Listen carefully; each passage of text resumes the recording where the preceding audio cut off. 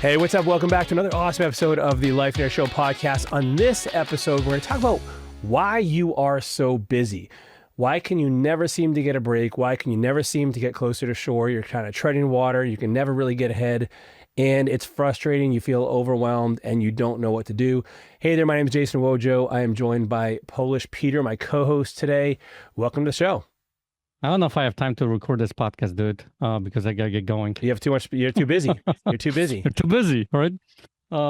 Yeah, but I think that's a really important topic because even in my own conversation with a lot of the students that I have, when they come into my group, on one of the conversations that we have, I'm busy. I got a lot of things going on. And when we start exploring this, we start to find out common denominators, common patterns that people have, or behaviors or habits that they do that, keeps that busy conversation going. So we want to dispel some of them on this particular podcast and talk about it. And hopefully it will help you, the listener, to put something in place for your own life so you start to not be so busy and have some more freedom in life. Well, let's kind of even take a step back. Like you got two areas really where you're too busy, most likely. You got personal life stuff, and then you have business. And so some of the same factors, I think, apply to both, but certainly discerning between the two of those can give us some clarity. Let's start off with the personal life first. And let me also just give you, some freedom here and some grace. There are busy seasons to life and there are busy seasons to business, and they are unavoidable. But if you're always busy, like in your personal life, if you're always busy in your business, like there's something that needs to be kind of diagnosed to see what you can figure out as to the reason why. And so, for instance, one of the things I would say is a huge starting point for all these discussions is the importance of having a vision. And if you've been listening to the podcast for any period of time, we've mentioned vision basically in every episode. We have like 300 episodes, but it's because it's that important. And so the reason why a business vision or a personal vision is important in determining why you are busy, it's because this is going to tell you what's important to you. And so this is kind of like you're a little bit of a mirror that you can hold up to yourself when you're doing things that aren't aligned with your vision, and you can say like, gosh, this isn't getting me closer to what I really want. And therefore it's kind of maybe even pulling you away from your vision in some regard. And so your vision is absolutely the first thing you need, dude. Like that's a non-negotiable. Yeah, and and especially when we talk about the vision, when we do the Give Life giveaways, we have a whole bunch of topics, that people can choose from, like your needs, your wants, your relationships, and all kinds of different things. But at the end of the day, when people are writing the vision, we have them prioritize it. What's the most important area of your life, right? What's the second most, and things like that.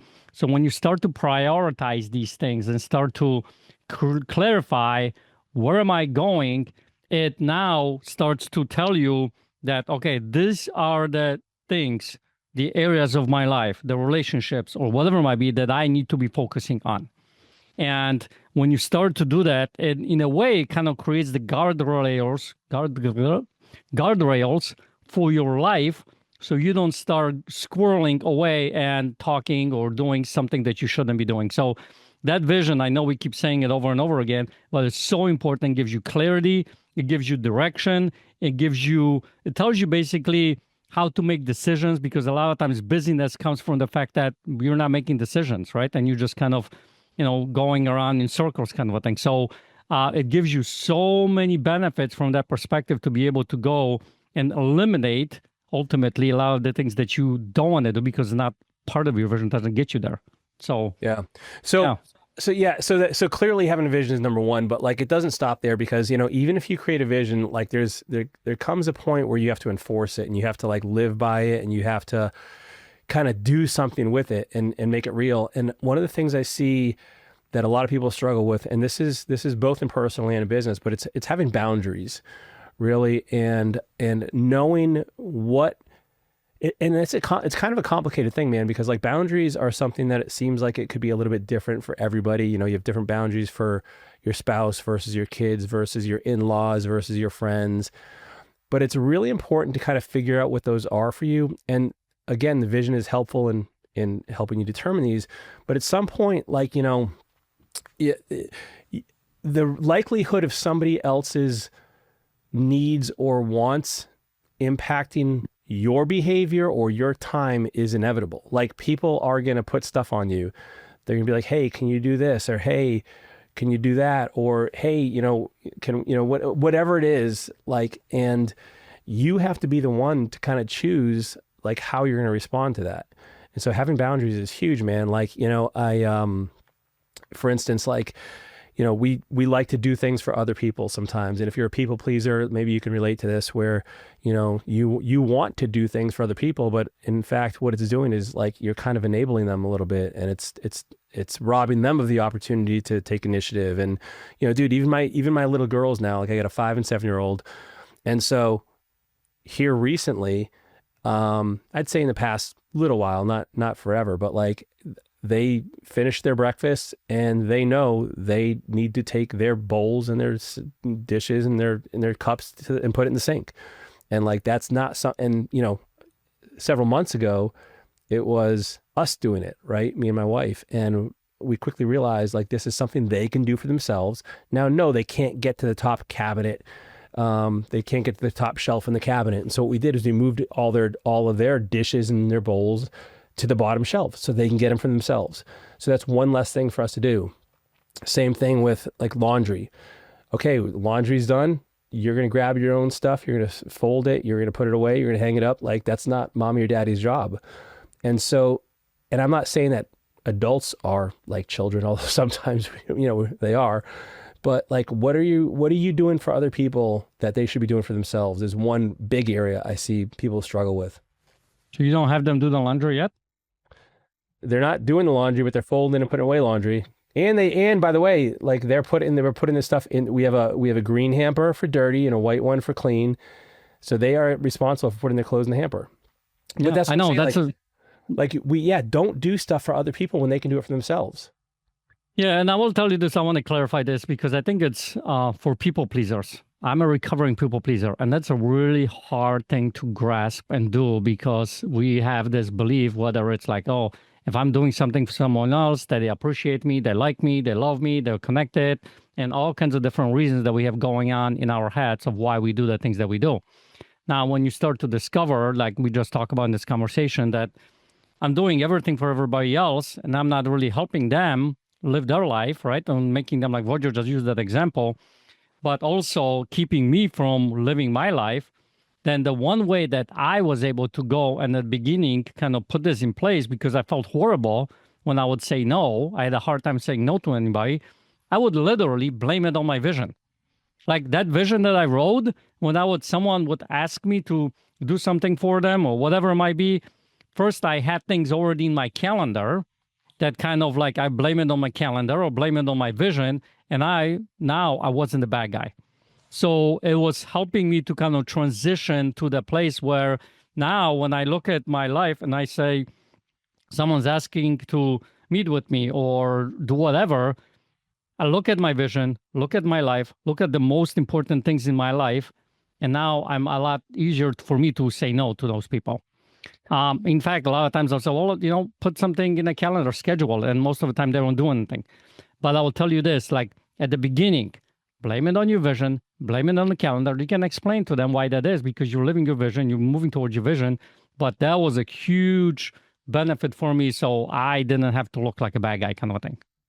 So that's an important point, man. Let's talk about that for a second because like you can blame your vision, but your people are going to look at you like you have 5 heads, right? But ultimately, the point that I would encourage everyone to consider getting to is that you don't have to say, oh, I can't make it, or you don't have to make up an excuse, but rather you feel confident enough to just be truthful. And maybe that's not something that comes easy. And if you're invited to a party or a wedding even, and you're just like, I don't, or whatever it is, like the freedom to say no, like it's very scary, but you also have to realize like many times you're going to have to, and I'm not saying to be tactless about this or whatever, but just to have the freedom and not feel guilt over not doing what other people want you to do, like to feel completely fine and okay with not doing that. Like is a really, really liberating place. Yeah. Well, I'll just want to clarify something. So I wasn't talking about saying, yeah, vision to everybody. Then I come across with like someone, but I'm saying like sometimes there was conversation in my head that I knew that I had this thing on my calendar, or that was in my vision that, my wife is, priority over this particular person, whatever. So in my head, when I would say no to them, it would make me feel not guilty about saying no to them because I know what the priority was. And I said that agreement with myself a long time ago that this is the priority, right? Like I have the priority list of what's most important to me, and I strive to live by that list. So that helps me in my head to be able to not to say no to somebody else. And this is for people pleasers, I think is really difficult to be able to say no. And that's one way that I was able to deal with at the beginning. Now it becomes part of my habit, so I don't have to worry about it. Yeah. So yeah, it's just making the choice to say no, like really, because and the thing I think we tend to underestimate is, every time you say no, like it frees you up to do the other things that you want to do and that you find more valuable and that are in alignment with your vision. And it's because every time you say yes, by the opposite of that, every time you say yes, you say no to every single other thing. And so like, I don't think we appreciate our time as much as we should. Yeah. The other thing is, think about it this way. You're not saying no to that specific person. You're saying no to that thing that they're asking you for. So you're not like, saying being bad to them is just this thing that they're asking you about, right? And it's their vision versus my vision. And you just when you start looking from those perspectives, it changes how you are able to say no. Well, like, dude, for instance, like I get calls in the evening. Like I don't pick up the phone in the evenings. Like I'm with my family, like, and it's going to go to voicemail unless it is my family calling me. Mm-hmm. And I just say, oh yeah.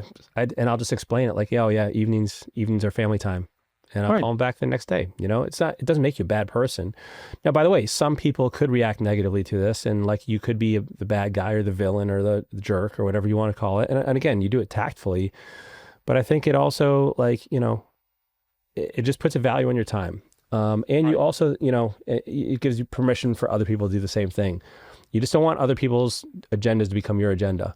The other thing I'd say, man, when you're busy in your personal life, a lot of times it's because, well, number one, it's saying yes to other people. Number two, we talked about the vision. Number three, I think it's also like, we did a whole episode on this, is like you're doing all the like the mundane parts of your life that don't necessarily have to be there. And so for a very, very modest amount of money, you could hire out some of these things. If it's the chores, if it's the tasks, if it's the daily living responsibilities that are keeping you busy, that are stressing you out, just pay someone to do it. Like it's not that big a deal. Go back and listen to, I don't have the episode off the top of my head, but you could look it up. It wasn't too long ago. But you can regain a lot of your time in your personal life that way as well. Yeah, the way I look at this is, think about it this way. Who was it? Was it Stephen Covey or someone? He did this demonstration where they had the jar. Yeah, Stephen Covey. Yeah, so he had rocks, then he had pebbles, and then he had sand, right? So if he starts with the sand first in that jar, good luck putting the pebbles and the rocks in it because that sand's going to fill most of the jar, right? But if you start with the rocks first and then you put pebbles and then fill the rest of it with the sand, you can fill a lot more in the jar. That was the whole point of, that particular thing. So when it comes to this conversation, I think what happens a lot of times, the people that are so busy, they're focused and they keep doing a lot of the sand stuff. You know what I mean? They're not focusing on the rocks. They're doing a lot, what's occupying is the sand stuff. So you got to first figure out what is my sand stuff that I'm doing. Like Wojo's talking about the mundane task. That might be part of the, the sand stuff, but, is it? Or you start looking from the perspective. If I'm a mom, that for me, house needs to be clean, and I need to have food on the table, cook dinners and things like that. So for me, that's a rock.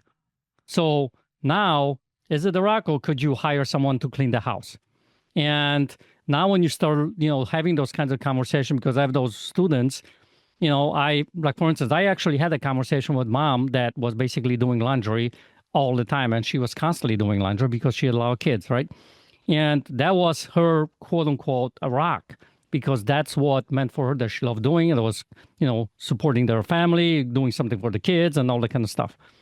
And I asked her, well, like, listen, when you're doing the laundry, are you actually hanging out with the kids or doing what you really want? No.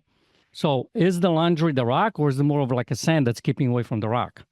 So when she started looking from that perspective, all of a sudden she was able to let go of some of that, actually did majority of the laundry stuff. She hired somebody else to do it.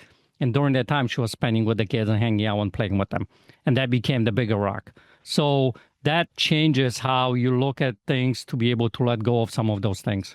Let's talk about kids for a second, man. I know this is a diversion, but it's really important. Like, and by the way, like when people tell me they're busy and they don't have kids and they're tired and they don't have kids, I'm like, ha, ha, ha, you have no clue. Like it is, especially with young kids. And so let's talk about this. Like, and this is just my opinion, but your kid doesn't need to be in 5 different things. They don't need to be in soccer and piano and violin and gymnastics and, basketball all at once. Like from at least from my experience, man, like one or two things is more than enough. Like, and if you feel like you have to constantly entertain your kids, and by the way, like these are active discussions that I have with my wife, and we're still trying to find that happy medium, because sometimes it does burn you out. Like, dude, this weekend, we went, I went out, I told you I bought a skateboard, like, because the girls got skateboards, so I want to skateboard with them. So we did that, and that was fun. We went ice skating on Saturday. We went rock climbing yesterday. And like, and by the way, these are things that I kind of want to do too. So, but like, if it was all like running the kids around and doing what they want to do, like just give yourself permission as a parent. Like, you're not a bad parent if your kid's not like 24/7 going and you got to find that happy space. Cause if you're like irritable or tired or exhausted as a parent, it's going to come out in the way you parent. So just find that happy medium. There is no right or wrong. Like, maybe it's one thing, maybe it's nothing. You're like, hey, I'm going to take a break, and they're not going to be in soccer and they're not going to be we're just going to like, take it easy, like for a little while, and like just regroup. And so just give yourself, and the reason why I talk about kids, man, is because like, I know everybody just wants to be the best parent they can. And that I get it. Like I feel that too. But you can't run yourself ragged either. Yeah. So these activities, is it something that your kids want to do, or you really want to do? Dude, I was psyched. I was psyched when the girls wanted to go rock climbing. It was awesome. Yeah. I pulled out all my old rock climbing gear. I'm like, yeah. Now, how many hints did you drop before that so they'll say, hey, I want to go rock climbing? Yeah, it was none. Actually, they walked by the rock wall at the gym, man. Like, yeah. So it was awesome. Very cool. Awesome. So, but anyway, yeah. So just listen, like the whole point of all this is like, don't run yourself ragged, whether it's over your kids or other people or whatever. Now, the same thing applies in business. Like, do you have something else to add to that? No, yeah, we can keep going. Well, I was gonna say the other thing that like, is and by the way, yes, sometimes you have issues about hiring other people in your personal life, and you feel like, I'm not, I shouldn't be on Lifestyles, the Rich and Famous, that kind of stuff. But I'm telling you, like, it's money well spent. And same thing in business. Like, many business owners are busy because they're trying to do it all themselves. Like, and that's a phase you have to go through when you start your business, but you've got to evolve. Like, you've got to use technology and software and AI and business automation and have a team and like, eliminate stuff that you shouldn't be doing. And so it's the same kind of thing, really, that shows up in both. Like, very rarely do I see one person that's crushing it in business, as far as having really everything outsourced and delegated, but they're super busy in their personal life. Usually there's a correlation there. Yeah, because you're the common denominator between those two areas, right? So listen, I want to touch on something, and we don't need to go too much into it, but I think it's really important to mention that your belief system, you got to examine what your beliefs are about being busy, being working, and all those kinds of things. Because here's the thing. I actually had a student that we had a conversation, and he came and we started talking about this particular topic. So I asked him, so if you're not busy, then what? And he goes, then I'm lazy. So that means that he views this whole life as like, if I'm not busy, I'm not doing something, then I'm lazy. And that had to be reframed for him in order to actually be able to let go of whether it's something at home, whether it's in the business, because he would do everything and anything. He would be working from early morning to late at night because till the exhaustion, so that, then he feels like I'm not lazy. So examine some of the beliefs that you have going on about your life, about yourself, about this whole busy conversation, because there might be something lingering in the background that's driving this whole show. So then you can actually go and do it. Like, I had the whole thing about perfection. You have to be perfect. You have to get everything right. And think about it this way. That can keep you out busy for hours, because guess what? When will you actually get this document perfect? Never, because you're always going to find something. So that drove, the document that could be done in like half an hour was going up for 3-4 hours. Oh, dude. So, and that can be applied to both life and business. Think about like you just finished the book, right? Yeah, dude. At some point, you had to make the decision that like this is good enough. Well, dude, I'm still finding resistance to this, honestly. Like I am going through the final edits as we speak right now, and it's like this thing is done. But if I would have and I procrastinated, a little bit of writing this too because of that fear of I want it perfect, right? And so, it's like we have this fear of like, who are we if we're not busy? Who are we if we're not producing?